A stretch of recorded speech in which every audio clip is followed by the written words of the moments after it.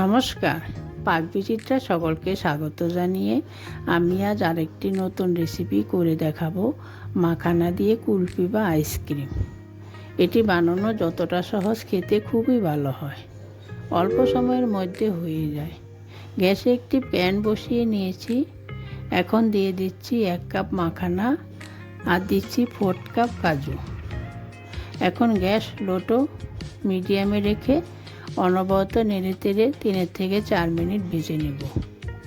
হালকা একটু মুচমুচে হবে, এতে খেতে খুব ভালো লাগবে, ফ্লেভার ভালো আসবে। দেখুন আমার ভাজা হয়ে গেছে, এখন নামিয়ে নেব।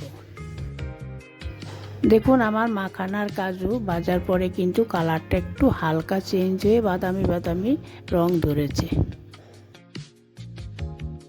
দেখুন গ্যাসে প্যান বসিয়ে 1/2 লিটার আমুল গোল্ড দুধ নিয়েছি।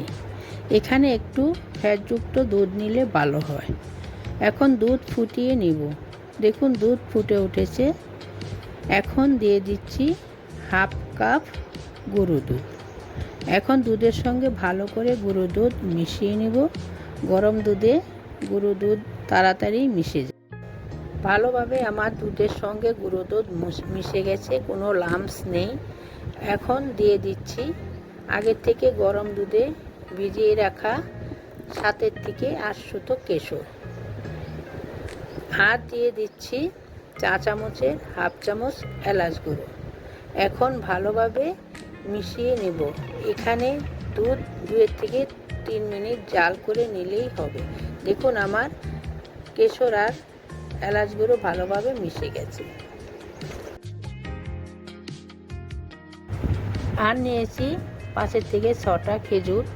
খেজুরটা আমি দানা বের করে একটু ছোট করে কেটে নিয়েছি। এখন দিয়ে দিব, দিয়ে ভালো একটু নাড়িয়ে চাড়িয়ে নামিয়ে নেব। নামিয়ে পুরোপুরি দুধটাকে ঠান্ডা করে নেব। এখানে একটি মিক্সিং জার নিয়েছি। এখন ঠান্ডা করে রাখা কাজু মাখানা দিয়ে দিচ্ছি, আর আগে থেকে জাল করে রাখা ঠান্ডা দুধ দিয়ে দিচ্ছি, আর দিচ্ছি 3 টেবিল চামচ গুড়। এখানে চিনি বা কনডেন্স মিল্ক ব্যবহার করলে ফ্লেভার ভালো আসবে না। এখন আমি একটি মিহি মিশ্রণ তৈরি করে নিব। দেখুন আমার কুলফি বানানোর জন্য দুধের মিশ্রণ তৈরি হয়ে গেছে। দেখুন কুলফি বানানোর জন্য দুধের মিশ্রণের কালারটা খুব সুন্দর এসেছে। এখন স্বাদ বাড়ানোর জন্য দিয়ে দিচ্ছি কিছু আলমন্ড কুচি আর কিছু পেস্তা কুচি। এখন কুলফি মিশ্রণ আর আলমন্ড পেস্তা কুচি ভালো করে মিশিয়ে নিচ্ছি। দেখুন কুলফি জমানোর জন্য এখানে আমি কফি কাপ নিয়েছি। আপনারা চাইলে কুলফি কাপ নিতে পারেন। আমি এখানে কফি কাপের কুলফি জমাবো।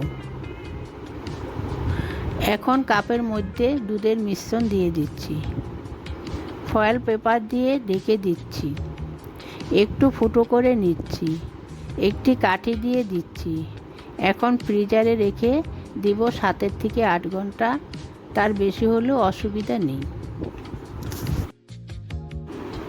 দেখুন ফ্রিজারে রেখে আমি 7 থেকে 8 ঘন্টা জমিয়ে নিয়েছি। এখন আমি ডিমোল্ড করে দেখুন ফয়েল পেপারটা তুলে নিচ্ছি। কাঁচির সাহায্যে আমি বাটিটা কেটে নিচ্ছি। একইভাবে আমি কাঁচি দিয়ে কুলফির কাপ কেটে হাতের সাহায্যে কাগজটা ছাড়িয়ে নেব।